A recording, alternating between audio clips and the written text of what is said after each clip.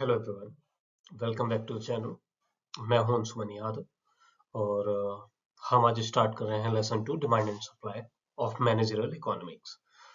और ये अ, तीन पार्ट में है लेसन। तो ये हम फर्स्ट पार्ट यहाँ कंप्लीट करेंगे। ये चैप्टर इकोनॉमिक्स की का फाउंडेशन है। अगर आपको डिमांड और सप्लाई समझ आ गई तो price determination, elasticity, market equilibrium सब ऑटोमेटिकली क्लियर हो जाएगा, ऐसे समझ लीजिए। ठीक है, so now let's move forward. इस लेसन के ऑब्जेक्टिव्स क्या है, इस लेसन को करने के बाद हम क्या क्या समझ जाएंगे। तो डिमांड एंड सप्लाई के कॉन्सेप्ट का कंप्लीट रोड मैप मिल जाएगा कि जो डिमांड एंड सप्लाई है वो वर्क कैसे करती है। तो सबसे पहले हम डिमांड का बेसिक मीनिंग और उसकी इंपॉर्टेंस समझेंगे, जो इकोनॉमिक्स का कोर कॉन्सेप्ट है। उसके बाद theory of demand, law of demand आएगा, जहाँ डिमांड कर्व का डाउनवर्ड स्लोप एक्सप्लेन किया जाएगा और वो कैसे वर्क करता है, ये सब हम समझेंगे। ठीक है, आगे फिर बात करेंगे हम कंज्यूमर बिहेवियर की। तो हम कंज्यूमर बिहेवियर को समझेंगे, यूटिलिटी कॉन्सेप्ट, यूटिलिटी के अप्रोचेस क्या हैं, रिबेट प्रेफरेंस थ्योरी और इनडिफरेंस कर्व एनालिसिस का डिस्कशन करेंगे। इस तरीके से हम आगे बढ़ेंगे और इनकम इफेक्ट और सब्स्टिट्यूशन इफेक्ट से हम ये देखेंगे कि प्राइस चेंज होने पर कंज्यूमर का बिहेवियर कैसे बदलता है। अगर प्राइस ऊपर जाता है तो कंज्यूमर कैसे बर्ताव करता है, प्राइस अगर नीचे आता है तो कंज्यूमर कैसे बर्ताव करता है। और उसके बाद हम डिमांड फंक्शन, डिटर्मिनेंट्स और इलास्टिसिटी ऑफ डिमांड पढ़ेंगे, जो एग्जाम और प्रैक्टिकल बिजनेस डिसीजंस दोनों के लिए इम्पोर्टेंट है। लास्ट में हम डिमांड फोरकास्टिंग पे आ जाएंगे, जो मैनेजर्स को फ्यूचर डिमांड प्रिडिक्ट करने में हेल्प करता है। ओवरऑल ये लेसन स्टूडेंट्स को प्राइस डिसीजन, सेल्स प्लानिंग और मार्केटिंग मार्केट का जो भी एनालिसिस है उसके लिए प्रिपेयर कर देगा। ठीक है, सो लेट्स मूव फॉरवर्ड। ठीक है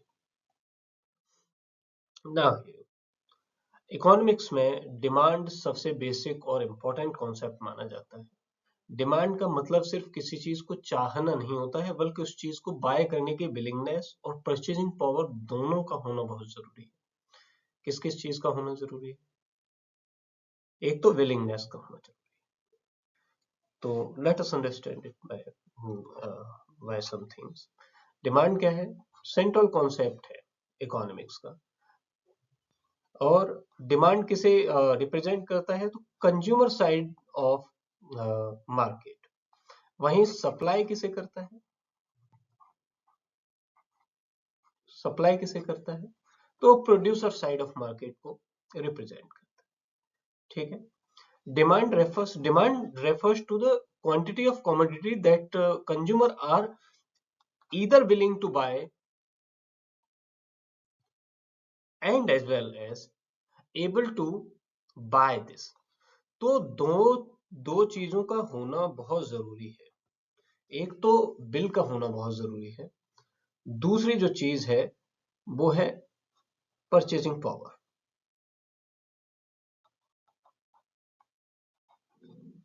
परचेजिंग पावर, इन दोनों चीजों का होना बहुत जरूरी है।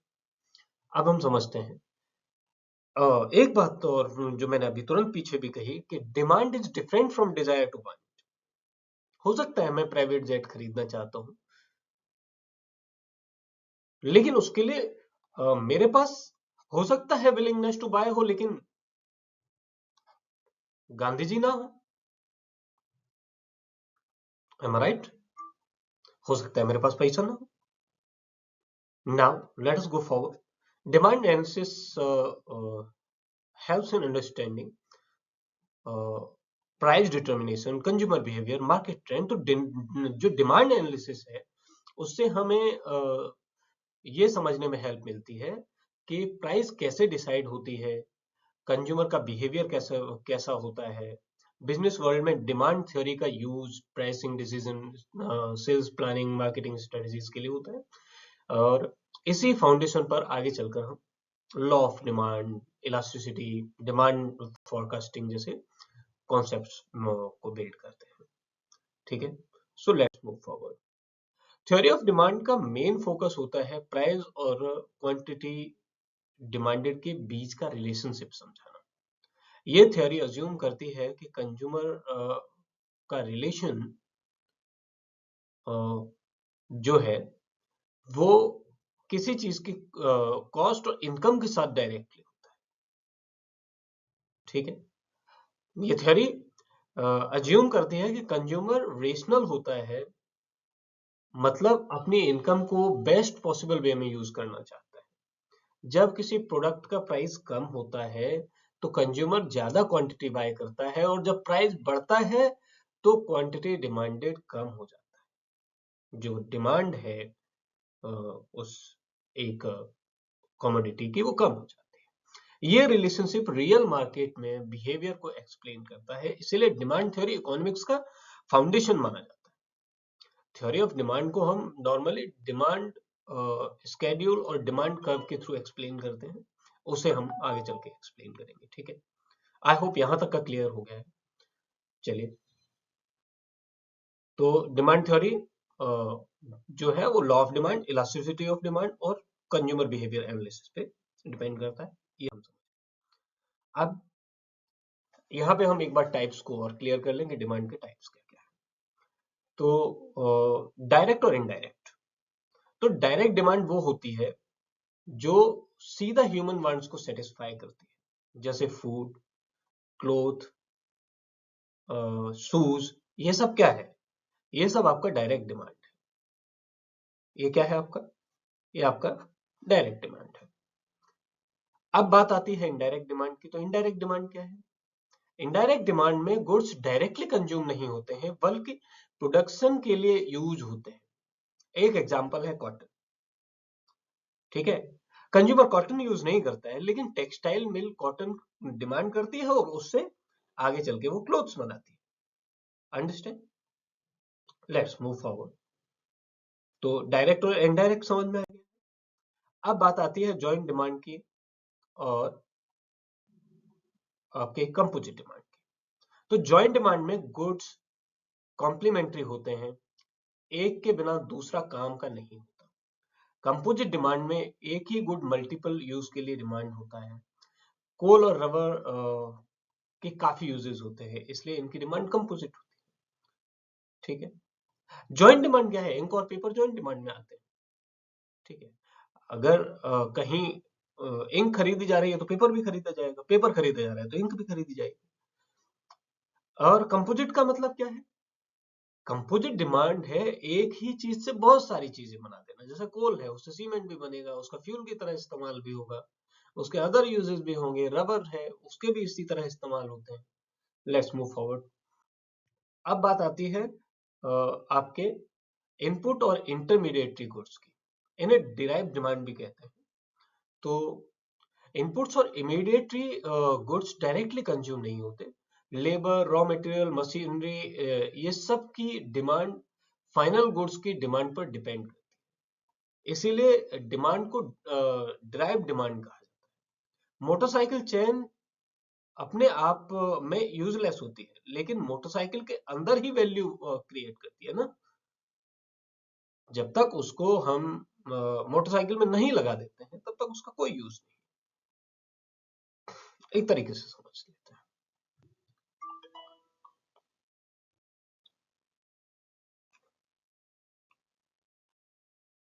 यहाँ पे क्या है?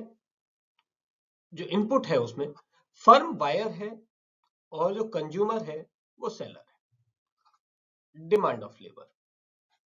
ठीक है, यहां इंटरमीडिएटरी की बात है तो मोटरसाइकिल के चेन का हमने एक एग्जांपल यूज किया। Demand for input and intermediary goods is also called drive demand. इन्हीं को हम ड्राइव डिमांड कहते हैं। ठीक है, अब आगे बढ़ा जाए। अब टाइप 4 आता है इंडिविजुअल डिमांड और मार्केट डिमांड। तो इंडिविजुअल डिमांड एक कंज्यूमर की डिमांड होती है।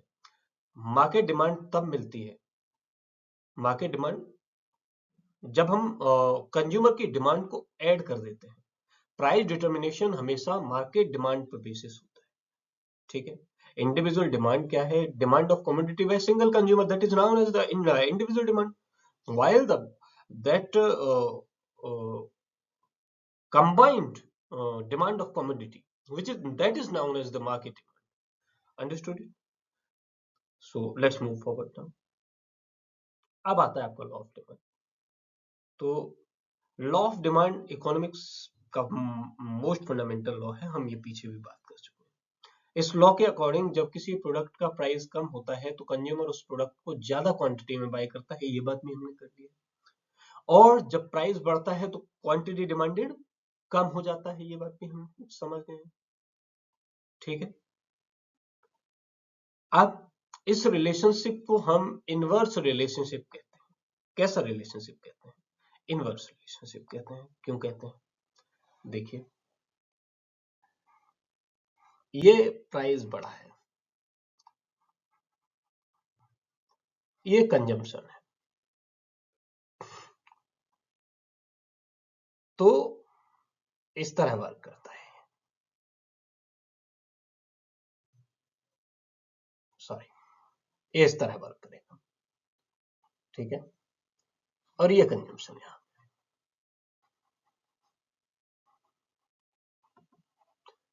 यहां हम मान लेते हैं 1 unit, 2 unit, 3 unit, 4 unit, 5 unit, 6 unit.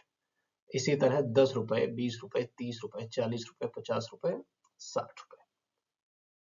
ठीक है, जब किसी चीज की कॉस्ट 60 रुपए है तब उसकी कितनी यूनिट? 1 यूनिट ही सेल होती है।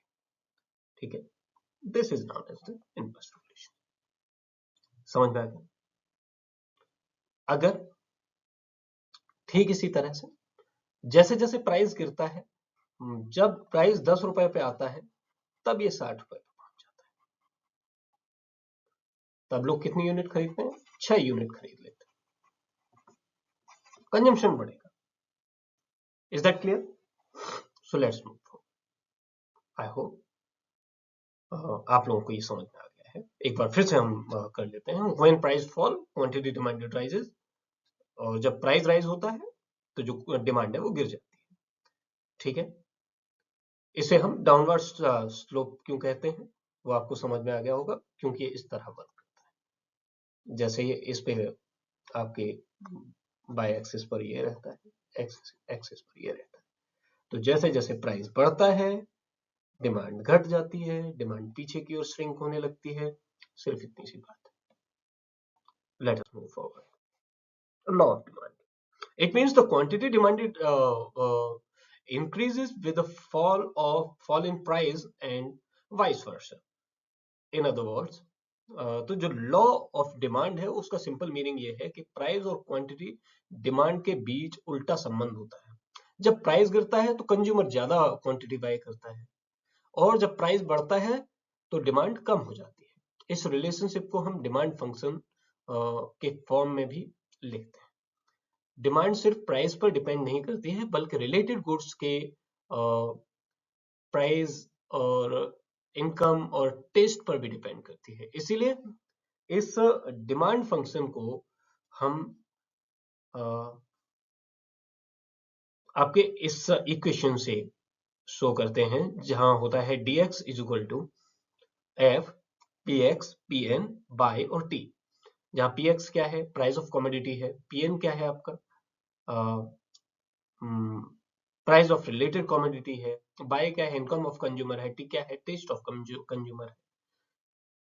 ठीक है, एग्जाम में अगर explain the law of demand of demand with the function आता है तो आपको ये फॉर्मूला लिखना है। अगर कहीं भी लिखा जाता है कि explain law of demand with demand function, तो ये आपका डिमांड फंक्शन, ये आपका demand function dx is equal to f।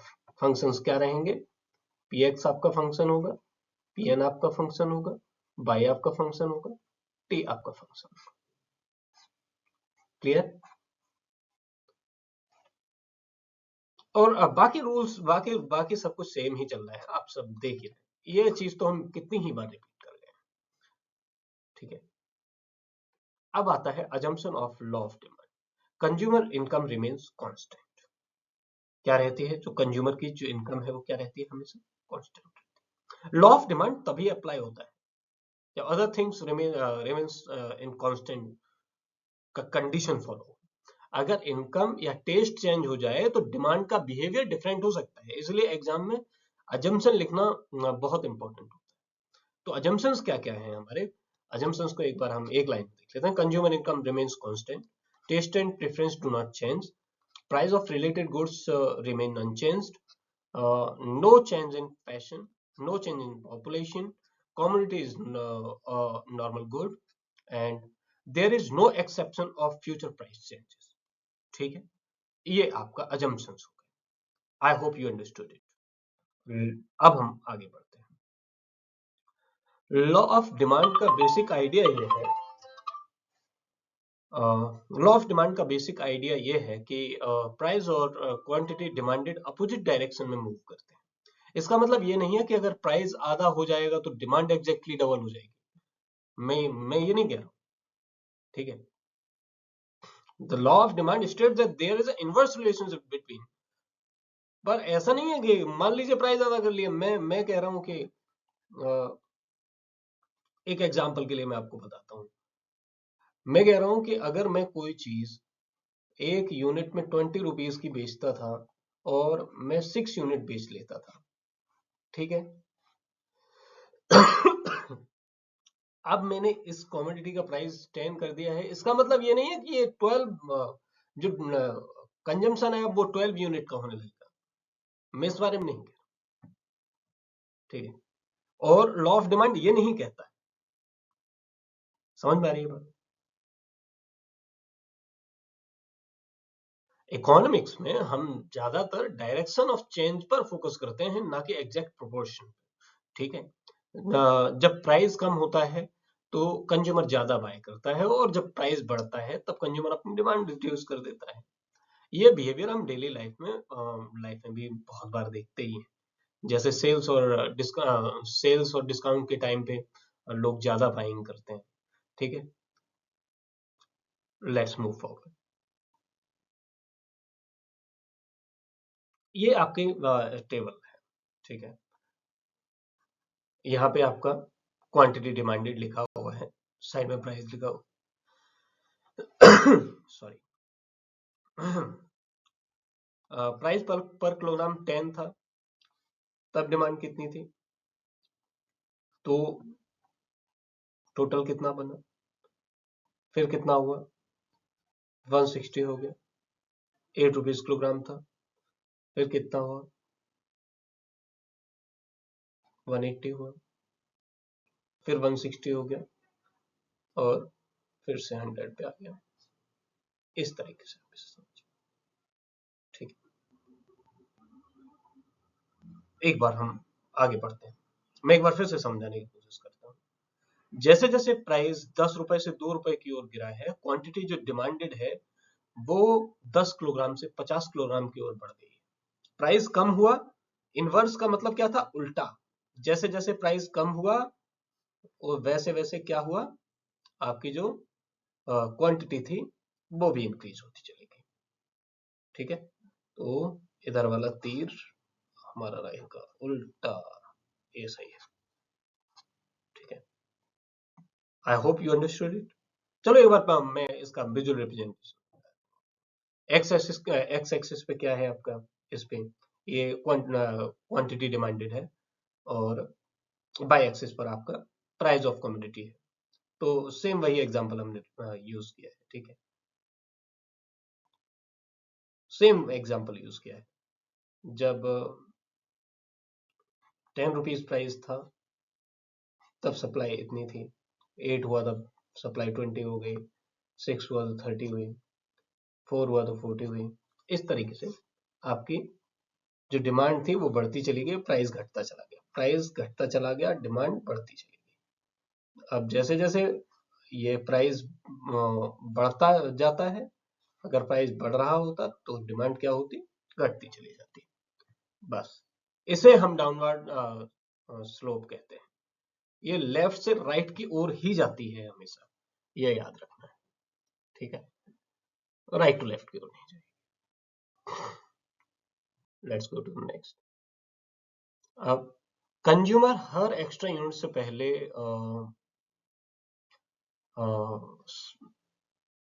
इसमें क्या है, कंज्यूमर हर एक्स्ट्रा यूनिट से पहले से कम सेटिस्फेक्शन गेन करता है। प्राइस कम होने पर कंज्यूमर तब तक बाय करता है जब तक मार्जिनल यूटिलिटी प्राइस के इक्वल ना हो जाए। ये प्रिंसिपल लॉ ऑफ डिमांड का थ्योरेटिकल बेस है। ठीक है, law of diminishing marginal utility कहते हैं इसको। ठीक है, आगे बढ़ते हैं। अब आता है सब्स्टिट्यूशन इफेक्ट। तो सब्स्टिट्यूशन इफेक्ट क्या है? जब एक प्रोडक्ट सस्ता हो जाता है और सब्स्टिट्यूट महंगा रहता है, तब कंज्यूमर चीप ऑप्शन चूज करता है। इसी को सब्स्टिट्यूशन इफेक्ट कहते हैं। ठीक है, आगे बढ़ते हैं। इनकम इफेक्ट क्या है? प्राइस कम होने से कंज्यूमर की इनकम एक्चुअली बढ़ जाती है, क्योंकि सेम इनकम में ज्यादा गुड्स बाय हो जाते हैं और इससे डिमांड नेचुरली इंक्रीज होती है। ठीक है, अब आगे आता है आपका न्यू कंज्यूमर्स। जो कंज्यूमर्स पहले अफोर्ड नहीं कर पाते थे, अब वो मार्केट में एंटर कर जाते हैं और इससे टोटल मार्केट डिमांड बढ़ जाती है जैसे ही प्राइस कम होता है। आगे हम बात करते हैं साइकोलॉजिकल इफेक्ट की। तो people buy more when price fall. ठीक है, जब प्राइस फॉल होता है तो लोगों को साइकोलॉजिकली अट्रैक्ट करता है। लोग सोचते हैं अब सस्ता मिल रहा है, ज्यादा ले लेते हैं। ये कंज्यूमर बिहेवियर का नेचुरल पार्ट है। ठीक है, लेट्स मूव। अब बात आती है exceptions of law of demand. तो 3 exceptions of law of demand है आपके। तो हम फर्स्ट को यहाँ पे वैन वैगन इफेक्ट की बात करेंगे। वैन वैगन इफेक्ट का मतलब होता है लोग खरीद रहे हैं तो हम भी खरीदेंगे। यहाँ कंज्यूमर का डिसीजन प्राइस से ज्यादा सोशल इन्फ्लुएंस पर डिपेंड करता है। भले ही प्राइस हाई हो, डिमांड इंक्रीज हो जाती है क्योंकि प्रोडक्ट ट्रेंड में रहता है उस टाइम। हमारे इंडिया में इसका बहुत कमाल का एग्जाम्पल है एप्पल, और खासकर उनके आईफोन्स। आपको किसी के भी पास मिल जाएगा, ये बैंड वैगन इफेक्ट की वजह से। ठीक है, अब एक डेली लाइफ एग्जांपल से समझाता हूँ। एक ब्रांडेड स्नीकर और क्लोथ्स ब्रांड है जो सोशल मीडिया ट्रेंड में चल रहा है एकदम बहुत तेजी से। तो लोग क्या करते हैं, खरीद लेते हैं। मेरा मोबाइल फोन वाला एग्जांपल आपको बता ही दिया। ठीक है, तो बैंड वैगन इफेक्ट ऐसे करता है कि सब खरीद रहे हैं तो हम भी खरीद। Now we are going to the given goods. Given goods are inferior goods. Demand increases when price rises. Occurs among the low-income consumer. No close substitute available. Income effect is stronger than the substitution effect. So let us understand it. Given goods case में consumer poor होता है और alternative afford नहीं कर पाता है। जब cheap good का प्राइस बढ़ता है तो कंज्यूमर महंगी चीज और कम कर देता है और सस्ता गुड ज्यादा कंज्यूम करता है। इसलिए यहाँ प्राइस बढ़ने के बावजूद डिमांड बढ़ जाती है। ये लॉ ऑफ डिमांड का क्लासिकल एक्सेप्शन माना जाता है गिवन गुड्स। जैसे cheap food items like coarse grains, ये एग्जांपल है। If price is cheap, rice rises, poor family में consume more rice and cut down expensive food. ठीक है, इस तरीके से ये वर्क करता है गिवन गुड्स आपका। अरे मैं पनीर वाला एग्जांपल इस्तेमाल कर लेता हूँ। एक है आपका पनीर की सब्जी और एक है चंक्स। एक सोया चंक की सब्जी है, ये 10 की आ रही है, ये 25 की आ रही है। तो इसका कंजम्पशन अपने आप बढ़ेगा, बढ़ेगा ना इसका कंजम्पशन। बस इतनी सी बात है। Let us go forward. Given good समझ। ब्रांड लॉयल्टी में कंज्यूमर इमोशनल लेवल पर ब्रांड से जुड़ जाता है। उसके लिए ब्रांड का ट्रस्ट और क्वालिटी प्राइस से ज्यादा इंपॉर्टेंट हो जाता है। इसलिए प्राइस बढ़ने पर भी जो कंज्यूमर ब्रांड चेंज जो कंज्यूमर है वो ब्रांड चेंज नहीं करता है। यहाँ भी लॉ ऑफ डिमांड अप्लाई नहीं होता है। क्योंकि डिमांड स्टेबल रहती है। ठीक है, उसका डेली लाइफ एग्जांपल आप एप्पल को समझ लीजिए। प्राइस कितना ही हाई हो, लेकिन जो एप्पल कंज्यूमर है वो दोबारा एप्पल पे ही शिफ्ट करता है। ठीक है, ये एक एग्जांपल है। तो जो एक्सेप्शन के 3 लॉ हो गए, एक तो बैंड वैगन हो गया, एक गिफिन हो गया और आपका ब्रांड लॉयल्टी हो गया। जो ये 3 एक्सेप्शंस, ये लॉ ऑफ डिमांड के एक्सेप्शंस, जब भी आपको एक्सेप्शन पूछा जाएगा तो आप उन्हें बताइए। ठीक है, लेट्स मूव फॉरवर्ड।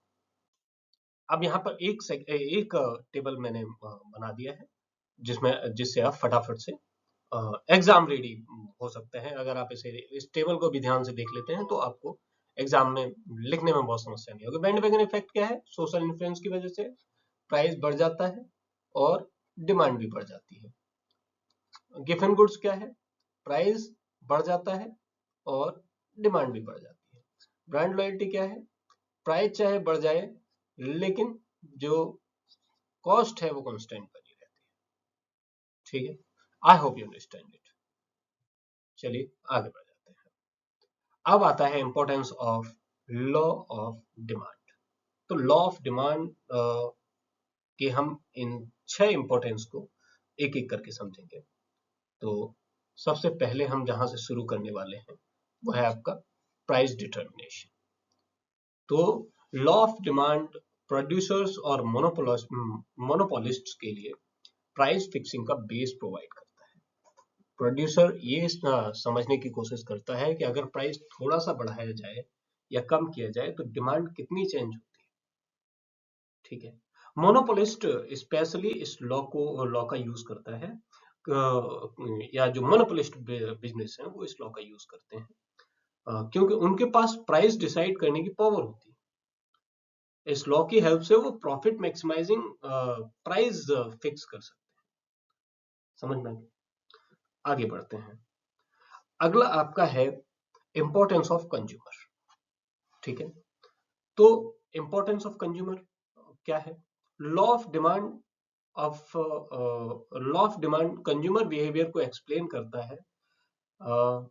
जब प्राइस कम होता है तो कंज्यूमर ज्यादा क्वांटिटी बाय करता है, इस बात को आप समझ गए। और जब प्राइस बढ़ता है तो वो अपनी डिमांड को क्या कर देता है? रिड्यूस कर देता है। इस प्रोसेस के थ्रू कंज्यूमर अपनी लिमिटेड इनकम से मैक्सिमम सेटिस्फेक्शन जो है वो अचीव करता है। इसी वजह से कंज्यूमर को इकोनॉमिक्स में सेंट्रल पोजीशन दी जाती है। फाइनेंस मिनिस्टर की बात करते हैं आप, इंपॉर्टेंस टू फाइनेंस मिनिस्टर। तो फाइनेंस मिनिस्टर जब टैक्स इंपोज करता है तो उसे ये देखना होता है कि टैक्स के बाद प्राइस बढ़ेगा। अगर प्राइस ज्यादा बढ़ गया तो डिमांड शार्पली गिर सकती है और टैक्स रेवेन्यू क्या हो जाएगा? कम हो जाएगा। तो law of demand finance minister को हेल्प करता है कि राइट टैक्स रेट डिसाइड किया जाए। लग्जरी गुड्स और एसेंशियल गुड्स पर टैक्स का इम्पैक्ट अलग होता है। ये बात लॉ ऑफ डिमांड से क्लियर हो जाती है।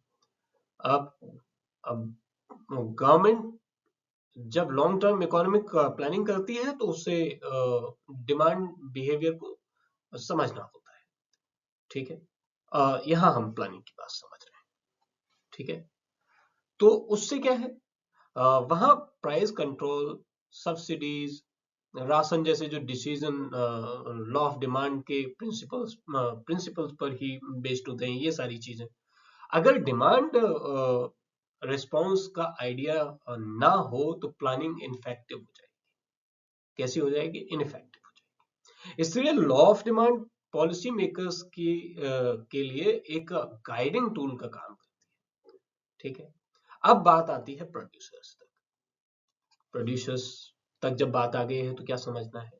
प्रोड्यूसर्स लॉ ऑफ डिमांड की हेल्प से ये डिसाइड करते हैं कि किस प्रोडक्ट का प्रोडक्शन बढ़ाना चाहिए और किसका कम करना चाहिए। अगर किसी प्रोडक्ट का प्राइस गिर रहा है और डिमांड बढ़ रही है तो प्रोड्यूसर उस प्रोडक्ट पर ज्यादा फोकस करेगा। इस तरह law of demand production, planning और इन्वेंट्री मैनेजमेंट में मदद करता है। अंत में आते हैं हमारे फार्मर्स। ठीक है, अब बात करते हैं हम फार्मर्स की। तो फार्मर्स के लिए लॉ ऑफ डिमांड का इम्पैक्ट बहुत प्रैक्टिकल होता है। जब क्रॉप अच्छा होता है तो मार्केट में सप्लाई बढ़ जाती है और प्राइस गिर जाता है। इस वजह से फार्मर्स को ज्यादा प्रॉफिट नहीं मिलता, लेकिन कंज्यूमर्स को सस्ता फूड मिलता है। ये सिचुएशन एग्रीकल्चरल प्राइस प्रॉब्लम को एक्सप्लेन करती है और गवर्नमेंट इंटरवेंशन की नीड को जस्टिफाई करती है। वहां पे हम जो एमएसपी की बात करते हैं, मिनिमम सपोर्ट प्राइस की बात करते हैं, उस तरीके से हम फिर फार्मर्स के लिए भी कैप लगाते हैं कि बार लगाते हैं, सॉरी बार लगाते हैं कि इसके नीचे नहीं जाएगा। ठीक है ना। इस तरीके से जो लॉ ऑफ डिमांड है वो बहुत इंपॉर्टेंट रोल प्ले करता है प्राइसिंग में, टैक्सेशन में, प्लानिंग में, प्रोडक्शन में और एग्रीकल्चर में, making it one of the most important laws of economics. तो लॉ ऑफ डिमांड को समझ लीजिए आप ऐसे कि यही करता धरता है इकोनॉमिक्स के सबसे इंपॉर्टेंट रूल्स में से एक, लॉज में से एक।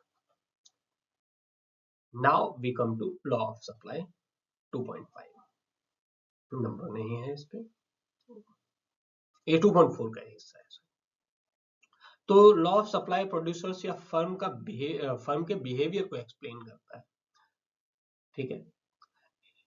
इस लॉ के अकॉर्डिंग जब मार्केट में किसी प्रोडक्ट का प्राइस बढ़ता है तो फर्म उस प्रोडक्ट को ज्यादा क्वांटिटी में सप्लाई करना चाहती है, और जब प्राइस गिरता है तो फर्म का प्रॉफिट कम होता है, इसलिए वो सप्लाई कम कर देती है। यहाँ कीपिंग ऑल एल्स कांस्टेंट का मतलब है कि cost of production, technology, taxes, etc same रहते हैं। समझ में आ गई मेरी बात। जब प्राइस इंक्रीज होता है तो जो क्वांटिटी सप्लाइड है वो इंक्रीज होती है, जब प्राइस डिक्रीज होता है तो जो क्वांटिटी सप्लाइड है वो डिक्रीज हो जाती है। और मजे की बात है कि जब क्वांटिटी सप्लाई डिक्रीज हो जाती है तो फिर पैदा होती है मार्केट में स्कैर्सिटी, और फिर से प्राइस बढ़ जाता है और फिर से सप्लाई इंक्रीज हो जाती है। आगे बढ़ते हैं। Explanation of law of supply. So suppliers are motivated by profit, and higher prices means higher revenue or higher profit. Hence, firms offer more goods for sale at the higher price. तो producers का main objective है profit को maximise करना। तो जब price बढ़ता है तो पर यूनिट प्रॉफिट भी बढ़ता है, और इस प्रॉफिट इंसेंटिव की वजह से फर्म्स अपने प्रोडक्शन को बढ़ाती हैं और मार्केट में ज्यादा क्वांटिटी में सप्लाई करती हैं। इसी वजह से प्राइस और क्वांटिटी सप्लाई के बीच में पॉजिटिव या डायरेक्ट रिलेशनशिप होता है। ठीक है। सप्लाई करंट की शेप की बात करते हैं। तो प्राइस है आपके एक्स एक्सिस पे और सप्लाई है आपके उस बाय एक्सिस पे। ठीक है। और एक्स आपका आर्टिकल है। एक सेकंड में समझाता हूं। ये हो गई आपकी बाय एक्सिस, ये एक्स एक्सिस हो गई, ये प्राइस ऑफ एक्स हो गया आर्टिकल, और क्वांटिटी ऑफ। अगर मैं यहाँ 1 2 3 4 5 डाल देता हूँ, 1 2 3 4 5 डाल देता हूँ, तो जब प्राइस कम था तो सप्लाई भी कम रखी गई, जैसे जैसे प्राइस बढ़ा वैसे वैसे सप्लाई को भी बढ़ा दिया गया। समझ में आ गया। जैसे जैसे प्राइस ऊपर जाता है क्वांटिटी सप्लाइड भी बढ़ती जाती है। ये कर्व लॉ ऑफ सप्लाई का ग्राफिकल प्रेजेंटेशन है, ऐसे समझ लीजिए। जब भी आपसे कहा जाए कि प्रेजेंट या आपसे आपसे क्वेश्चन पूछ लिया जाए कि show the graphical presentation of supply curve, तो आपके लिए ये आपका प्रेजेंटेशन है। Let us move forward. अब आता है price determination in a free market using the law of supply. Price is determined where quantity demanded is equal to quantity supplied. Symbolically, QDX is equal to QSX. This point is called the equilibrium price. इसके आगे का हम second part में करेंगे। आपका जो second part आएगा वहां पे हम करेंगे। ठीक है। किस पार्ट में करेंगे? तो पार्ट 2 में करेंगे। तब तक के लिए अगर आपको क्लास ठीक लगी है, अच्छी लग रही है, तो भैया कर दो लाइक, सब्सक्राइब भी कर लेना, और कोई अगर बीबीए वाला है, एमबीए वाला है, तो आप उसके साथ भी इसे शेयर कर सकते हैं क्लास को। तब तक के लिए bye. Thank you very much for watching the video.